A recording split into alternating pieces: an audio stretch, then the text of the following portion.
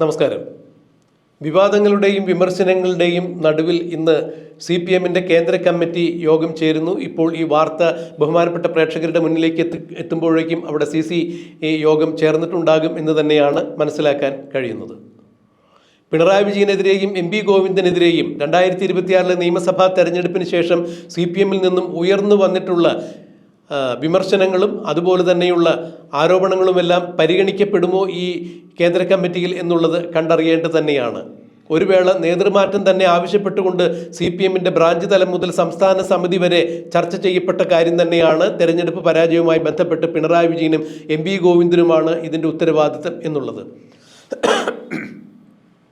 എന്നാൽ അത്തരം ചില റിപ്പോർട്ടുകളെല്ലാം വെട്ടിമാറ്റിക്കൊണ്ട് തന്നെയാണ് പിണറായി വിജയനും MP ഗോവിന്ദനും ഈ പാർട്ടിയിൽ ഉണ്ടായിരിക്കുന്ന തെരഞ്ഞെടുപ്പ് പരാജയത്തിന് കാരണം സംഘടനാപരമായ ദൗർബല്യമാണ്, അല്ലെങ്കിൽ ഏതെങ്കിലും വിധത്തിലുള്ള നേതാക്കന്മാരുടെ ഒരു പോരായ്മ കൊണ്ടോ അല്ലെങ്കിൽ അവരുടെ പ്രവർത്തന അപജയം കൊണ്ടോ അല്ല പരാജയം സംഭവിച്ചിരിക്കുന്നത് എന്ന് റിപ്പോർട്ട് വെട്ടിത്തിരുത്തിയാണ് കീഴ്ഘടകങ്ങളിലേക്ക് പിണറായി വിജയനും MP ഗോവിന്ദനും കൈമാറിയത്.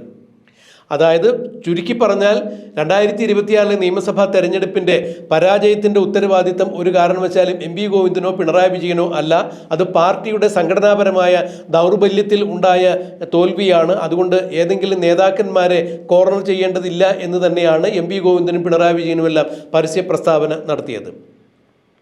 എന്നാൽ CPM-ന്റെ ദേശീയ സെക്രട്ടറി MA ബേബി അടക്കമുള്ളവർ EMS-മായി ബന്ധപ്പെട്ടൊരു പരിപാടിയിൽ സംസാരിച്ചപ്പോൾ പറഞ്ഞത്, സ്ഥാനാർത്ഥി നിർണയത്തിൽ ഉൾപ്പെടെ പല പാളിച്ചകളും പറ്റിയിട്ടുണ്ടായിരുന്നു.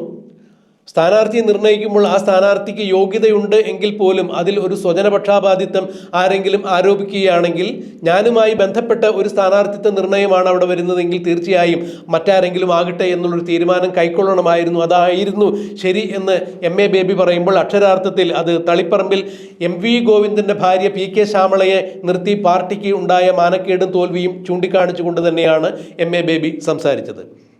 എന്നാൽ MA ബേബി സംസാരിച്ചപ്പോൾ അതിന് തൊട്ടുപിറകെ പിന്നീട് MP ഗോവിന്ദൻ തിരുത്തിയിട്ടുണ്ടായിരുന്നു. അത്തരത്തിലൊന്നുമല്ല സംഭവിച്ചിരിക്കുന്നത്.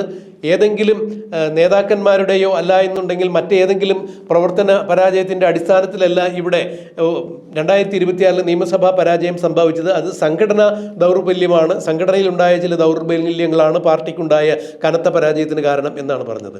അപ്പോഴും പറയുന്നു ഭരണവിരുദ്ധ വികാരം ഉണ്ടായിരുന്നില്ല എന്നും. പാർട്ടിയുടെ മന്ത്രിമാരായിരുന്ന 13 പേരും തോറ്റ ഈ തെരഞ്ഞെടുപ്പിൽ പിന്നെ ഭരണവിരുദ്ധ വികാരമല്ലാതെ മറ്റെന്ത് വികാരമാണ് ഉണ്ടായിരുന്നത് എന്നുള്ളത് മനസ്സിലാക്കാൻ കഴിയുന്നില്ല. 50 MLA-മാരും തോറ്റു, CPM-ന്റെ ഇടതുപക്ഷത്തിൻ്റെ 50 MLA-മാരും തോറ്റു, 13 മന്ത്രിമാരും തോറ്റു കഴിഞ്ഞപ്പോഴും MP ഗോവിന്ദൻ ഉൾപ്പെടെയുള്ള CPM-ന്റെ ഭരണസാരഥികൾ പറയുന്നത് ഒരു കാരണവശാലും അത് ഭരണവിരുദ്ധ വികാരത്തിൻ്റെ അടിസ്ഥാനത്തിലുണ്ടായ തോൽവിയല്ല, പിന്നെ എന്ത് വിരുദ്ധ വികാരത്തിലാണ് ഇത്തരം ആളുകൾ CPM-ന്റെ 50 MLA-മാരും അതുപോലെ തന്നെ 13 മന്ത്രിമാരും തോറ്റത് എന്നുള്ളത് ഒരിക്കലും ഇവർക്ക് ഉത്തരം നൽകാൻ പറ്റാത്ത അവസ്ഥയായി മാറുന്നു. ഇന്നിപ്പോൾ മുൻ മുഖ്യമന്ത്രിയായ ഇപ്പോഴത്തെ പ്രതിപക്ഷ നേതാവായ പിണറായി വിജയനെതിരെ EP ജയരാജനും KK ശൈലജയും അടക്കമുള്ള ആളുകൾ വിഴിഞ്ഞം പദ്ധതിയുമായി ബന്ധപ്പെട്ട് നേർക്ക് നേർ കൊമ്പുകോർക്കുന്ന കാഴ്ചയാണ് കാണാൻ കഴിയുന്നത്. വിഴിഞ്ഞത്ത് അദാനി ഗ്രൂപ്പിന് 49% അദാനി ഗ്രൂപ്പിൻ്റെ ഓഹരികൾ മെഡിറ്ററേനിയൻ ഷിപ്പിംഗ് കമ്പനിക്ക് വിൽക്കുന്നതുമായി ബന്ധപ്പെട്ട കാര്യങ്ങളിൽ VD സതീശൻ എന്ന മുഖ്യമന്ത്രിയുടെയും സർക്കാരിൻ്റെയും വഴിവിട്ട താല്പര്യങ്ങളുണ്ട്, അതിലൊരു അഴിമതിയുണ്ട്. സംസ്ഥാനത്തിൻ്റെ താല്പര്യങ്ങളെ അദാനിക്ക് വേണ്ടിയിട്ട് അല്ലെങ്കിൽ അദാനിക്ക് ലാഭം കിട്ടുന്നതിന് വേണ്ടി വിദേശ കമ്പനികൾക്ക് വിൽക്കുകയാണ് VD സതീശൻ എന്നുള്ളൊരു ആരോപണം ഉയർത്തിക്കൊണ്ടുവന്ന പ്രതിപക്ഷ നേതാവ് പിണറായി വിജയൻ്റെ ജൽപ്പനങ്ങളെ അമ്പാടെ തള്ളിക്കളയുന്ന രീതിയായിരുന്നു EP ജയരാജൻ്റെ ഭാഗത്തു നിന്നും ഉണ്ടായത്. ഞാനിതിൽ ഒരു അഴിമതി കാണുന്നില്ല. അഴിമതി ആരോപണം ഉന്നയിക്കുന്നവർക്ക് വേണമെങ്കിൽ ഉന്നയിക്കാം, പക്ഷേ അത് വെറുതെ ആയിരിക്കും, തെളിവ് വേണം എന്ന അർത്ഥത്തിൽ തന്നെ EP ജയരാജൻ സംസാരിക്കുമ്പോൾ വിഴിഞ്ഞം നാടിൻ്റെ വികസന പദ്ധതിയാണ്, അത് മുന്നോട്ട് പോകണം, വെറുതെ ആരോപണങ്ങളും അഴിമതി ആരോപണങ്ങളും എല്ലാം ഉന്നയിച്ച് അതിനെ തളർത്തരുത് എന്ന് EP ജയരാജൻ പറയുമ്പോൾ പിണറായി വിജയൻ ആവശ്യമില്ലാത്ത കാര്യങ്ങളിൽ ഇടപെട്ട് പ്രതിപക്ഷ നേതൃസ്ഥാനത്തിരുന്ന് കേരളത്തിൻ്റെ വികസനത്തെ മുരടിപ്പിക്കാൻ പാടില്ല. മാത്രമല്ല പിണറായി വിജയൻ സർക്കാരിൻ്റെ കാലത്താണ് വിഴിഞ്ഞം പദ്ധതി സാർത്ഥകമാക്കാൻ വേണ്ടി ഓടി നടന്നത്, അല്ലെങ്കിൽ പിണറായി വിജയൻ്റെയും CPM പാർട്ടിയുടെ മുഖപത്രമായ ദേശാഭിമാനിയുടെയും കൈരളി ചാനലിൻ്റെയും എല്ലാ അവകാശവാദങ്ങളും അതുതന്നെയായിരുന്നു. മുഖ്യമന്ത്രി പിണറായി വിജയൻ്റെ കാലത്ത് ഉണ്ടായ വികസന നേട്ടങ്ങളിൽ ഏറ്റവും വലുതായിരുന്നു വിഴിഞ്ഞം തുറമുഖം എന്ന് പറയുന്നവർ തന്നെ. ഇന്നിപ്പോൾ ഭരണം മാറി വി ഡി സതീശൻ ഏതാണ്ട് 50 ദിവസം മാത്രം പിന്നിടുമ്പോൾ വിഴിഞ്ഞം വിൽക്കുന്നതിൽ വി ഡി സതീശനാണ് മുൻകൈ എടുത്തിരിക്കുന്നത്, അവിടെ അഴിമതി നടന്നിരിക്കുന്നു എന്ന് പറയുമ്പോൾ അത് മനസ്സിലാക്കാൻ ബുദ്ധിമുട്ടുണ്ട് എന്ന് തന്നെയാണ് ഇ പി ജയരാജൻ്റെ വാക്കുകളിൽ നിന്നും മനസ്സിലാക്കാൻ കഴിയുന്നത്. കണ്ണൂർ ജില്ലാ സെക്രട്ടറിയായ കെ രാഗേഷും ഇത്തരത്തിലൊരു അഭിപ്രായം പ്രകടനം നടത്തുകയുണ്ടായി. അതായത് വിഴിഞ്ഞം പോർട്ട് ട്രസ്റ്റിൻ്റെ MD ആയ ദിവ്യ എസ് അയ്യരെ വി ഡി സതീശൻ സർക്കാർ വന്നപ്പോൾ തൽസ്ഥാനത്ത് നിന്നും നീക്കം ചെയ്യുകയുണ്ടായി. അത് വി ഡി സതീശൻ സർക്കാർ വിദേശ കമ്പനിയുമായി വിഴിഞ്ഞം തുറമുഖവുമായി ബന്ധപ്പെട്ട് നടത്തുന്ന അഴിമതിയുടെ കണക്കുകൾ പുറത്തു വരാതിരിക്കുന്നതിന് വേണ്ടിയാണ് ദിവ്യ എസ് അയ്യരെ ആ സ്ഥാനത്ത് നിന്നും മാറ്റിയത് എന്നാണ് കെ രാഗേഷ് പറഞ്ഞത്. ഇതിനെതിരെ വി ഡി സതീശൻ മുഖ്യമന്ത്രി പറഞ്ഞത്, എന്നെക്കൊണ്ട് ഒന്നും പറയിപ്പിക്കരുത്, രാഗേഷിന് എന്താ വിഴിഞ്ഞത്തെ കാര്യത്തിൽ ഇത്രയധികം താല്പര്യം, വെറുതെ എന്നോട് കൊണ്ട് അനാവശ്യമായ കാര്യങ്ങൾ പറയിപ്പിക്കരുത് എന്നാണ് പറഞ്ഞത്. ഇക്കാര്യത്തിലും CPM-ന്റെ തലമുതിർന്ന നേതാവായ കെ ശൈലജ രാഗേഷിനെതിരെയും പിണറായി വിജയനെതിരെയും തുറന്നടിച്ചുകൊണ്ട് തന്നെയാണ് സംസാരിച്ചത്.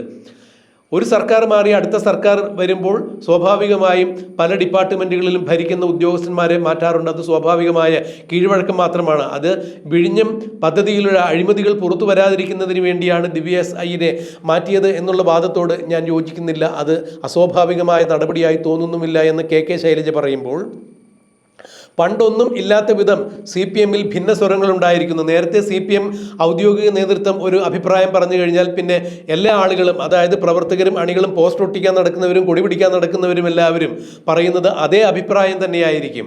ഇവിടെ ഇ പി ജയരാജനും കെ ശൈലജയും PK ശ്രീമതിയും ഉൾപ്പെടെയുള്ള ആളുകൾ ഭിന്നാഭിപ്രായം രേഖപ്പെടുത്തിയിരിക്കുന്നു. പിണറായി വിജയനും കെ രാഗേഷിനും MV ഗോവിന്ദനും എതിരെ തന്നെയാണ് വിഴിഞ്ഞം തുറമുഖവുമായി ബന്ധപ്പെട്ട് വി ഡി സതീശന് ഒരു വേള പിന്തുണ കൊടുക്കുന്ന തരത്തിൽ തന്നെയാണ് ഇ പി ജയരാജൻ്റെ ഒരു പ്രതികരണം ഉണ്ടായിരിക്കുന്നത്.